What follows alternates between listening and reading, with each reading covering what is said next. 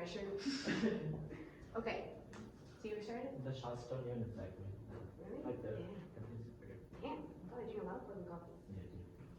I need to make sure I'm okay.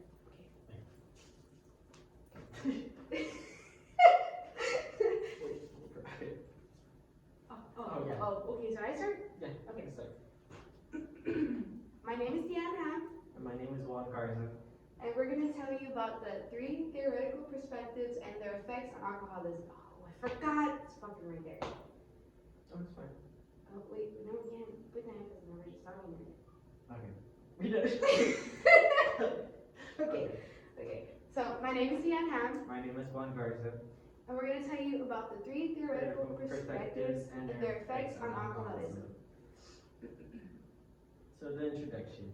For many people, beer and wine conquer up the thought of having a friend's night out or Oh, friend's night fuck, out. I didn't change the slide. Oh shit. Wow. Okay. Fuck! Okay. Hi, my name is Deanna, My name is Juan Garza. and we're going to tell you about the 3 theoretical perspectives and their effects on alcoholism. So the introduction. For many people, beer and wine conquers up the thought of having a friend's night, but alcoholism is a nervous system depressant and is associated with damaging behaviors, as well as emotional pain and physical.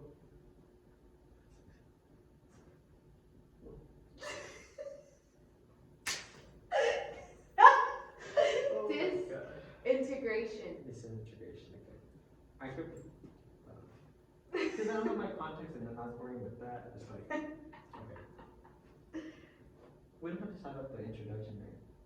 Like the first part? Well, it's just, I can read it. You want me to read it? No. No? Well, Because it's just making our thing longer. That's what it is. because I'm fucking it up. Yeah, we're not Okay. going to do this again. Okay. I'll just do that like that. Okay, let me go back. No, it's fine. I got it. I think that I get it. Okay. Hello, my. Wow. Okay. Hi, my name is Deanna, My name is Juan Garza. and we're going to tell you about the 3 theoretical perspectives and their effects on alcoholism. So the introduction. For many people, beer and wine conquers up the thought of having a friend's night out, but alcohol is a nervous system depressant and is associated with damaging behavior, as well as emotional pain. Alcoholism is a pattern of disordered drinking that can be involved in daily tasks and could be risky to oneself and others. More than 15 million American adults struggle with overconsumption of alcohol, according to the National Institute of Alcohol Abuse and Alcoholism. This paper will explore the 3 theoretical perspectives to which are linked biological, social, and psychological factors. So, how do people get addicted to alcohol? Psychological, social, cultural, and spiritual factors influence biological limitations. Biologically based vulnerabilities in emotion and behavioral regulation interact with poor parenting to create emotional distress, which could create a risk of alcohol misuse. Biological forces affect behavior in humans and animals. Addiction is not limited to problematic substance use. Certain activities can also be addicting, such as sex and gambling. Addiction is a problem of brain functioning. The chemicals our brain releases, not the substance or activity that causes release. Genetics are the main part that contributes to our brain functioning. So why do people become alcoholics? And so now we're going to show you a video.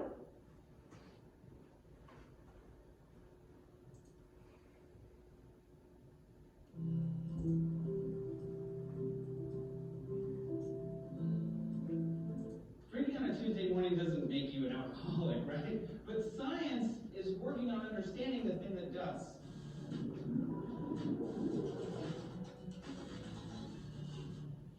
Hey everybody, Trace here from E! News. Alcoholism as a topic is kind of a downer, but it's important to understand how addiction is formed and reinforced in the body. As we learn more, the idea behind addiction has changed. In the early 20th century, addiction was thought to stem from a lack of willpower, but as medical technology advanced and we began to understand how physiological addiction worked, the idea of that changed a lot. The prevailing wisdom today is addiction is created in the brain because drugs like alcohol override the brain's reward center called the limbic system. According to the current model, the delivery of dopamine from the limbic system reorganizes a healthy brain into a drug-addled demon brain.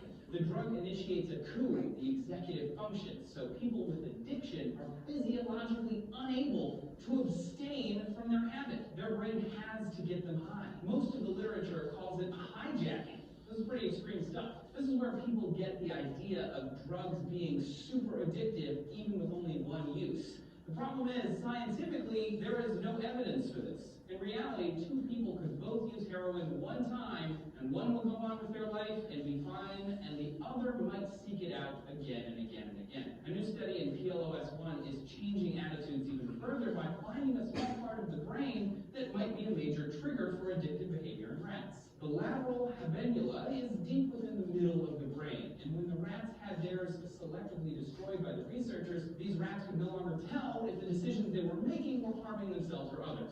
Sound familiar? Basically, these rats had lost the ability to feel the consequences of their actions. Rats were given the option to enjoy a 40-proof alcoholic drink or water. They chose the alcohol thanks to the lovely dopamine wave that comes with being drunk. But once they were wasted, they didn't stop drinking. They didn't moderate their behavior at all, and once they'd sober up enough, they went right back to it. The researchers believe that the lateral habenula could be responsible for the internal monologue, sort of how bad was my drinking last night? Maybe I should back off for a while.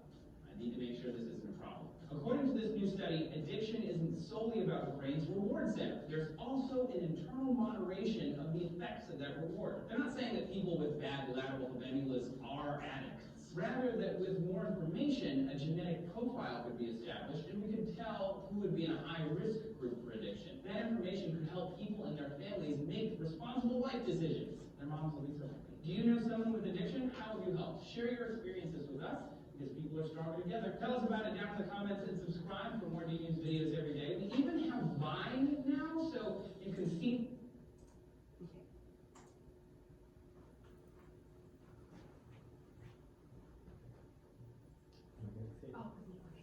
So ASAM, chronic disease of the brain. ASAM, August 15, 2011, states that genetic accounts for about 50% that someone would develop an addiction. ASAM definition of addiction is seen as chronic disease of the brain. Addiction does not develop because of someone is weak-willed and addicted. People do not choose their genetics. Therefore, it cannot be controlled if they are at risk for an addiction. So biological makeup. Our biological makeup is powerful influenced by, but our biology doesn't make up our behavior.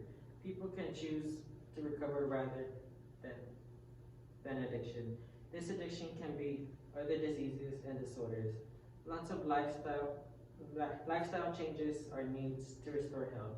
For example, people with heart disease have a healthier diet and exercise programs, and then people with diabetes must regularly check blood sugar levels. And then here's a picture of someone trying to get their life together by running. So, 4 ways alcoholism changes the brain's natural balance.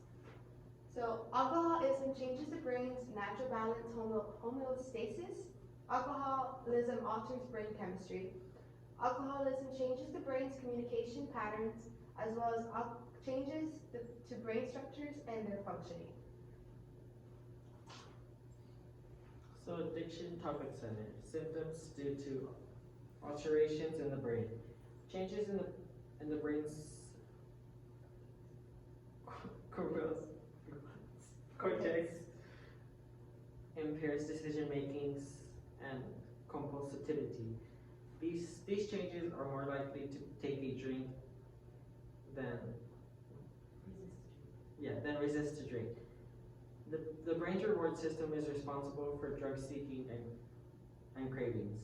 For this evolutionary POV, this ensures the survival of our species. We most likely repeat behaviors because they pleasure us, for example, such as eating and sex.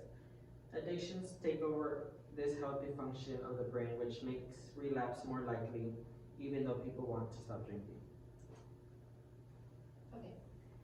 So the brain amygdala is associated with memory and emotion. Certain cues store positive or negative memories. For people coming home from work, are cues that store positive memories and is seen as a reward to come home and fix a drink.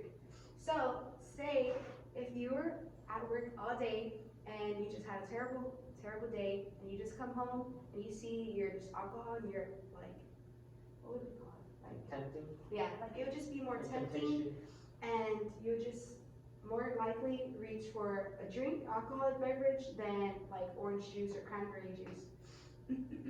So when someone starts to stop drinking, the cues serve as a powerful motivators to drink despite someone's best intentions to refrain from use.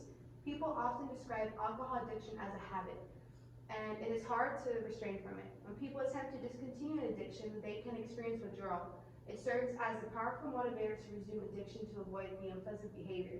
These relapse triggers are due to the amygdala's effect on memory and emotion.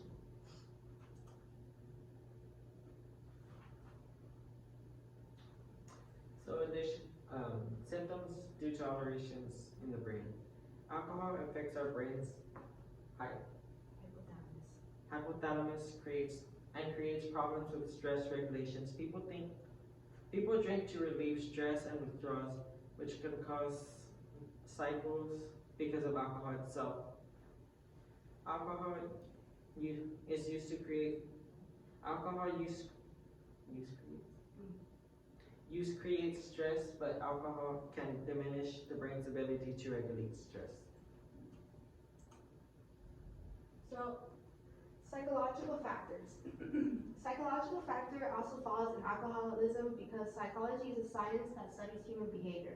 For example, one psychological cause of addiction is people's thoughts and beliefs. For instance, if someone believes that recovery is not possible, it is highly unlikely they would put forth any effort to quit due to the lack of motivation. Another psychological cause of addiction is a person's development, maturity, the capacity to balance our actions with our values and beliefs is what separates mature people from immature ones. If we act without thinking and instead act accordingly to every craving, whim, and impulse, we are operating at the development level of a child.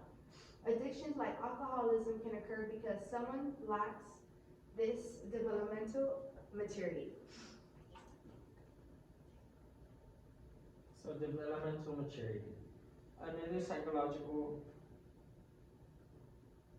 cause of addiction is a person's developmental maturity, the capacity to balance our actions with our values and beliefs, and which separates mature people from immature ones. If we, is that thinking?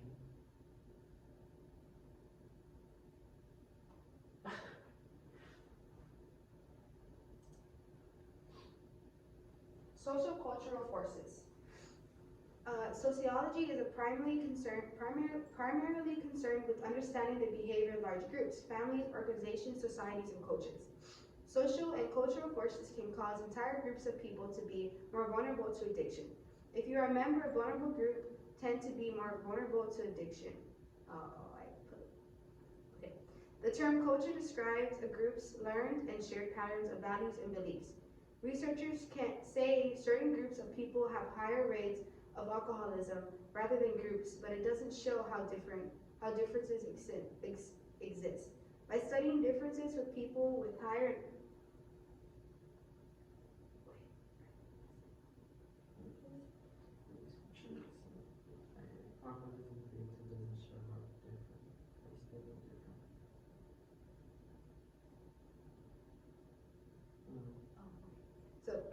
by studying differences with people with higher alcoholism and people with lower rates of alcoholism, cultural forces make people vulnerable to addiction. And one example of the social cultural forces. Now imagine a family with a history of systematic oppression of this group. Oppression can lead to feelings of hopelessness, loss, fear, and despair. Parents who directly experience this communicate this sense of loss and despair to their children. Many generations later, we can observe the hopelessness and despair. Therefore, it continues to affect the family members today. Generations teach their children the world is unsafe, and over the years, if someone has learned this belief, they will always pass it down. So, how does social and cultural forces affect a person's addiction? It is true that individuals affected by cultural influences cannot change influences, but we can interpret cultural forces. Knowledge and awareness and other social cultural influences are key to recovery. Okay, so this is the road to recovery.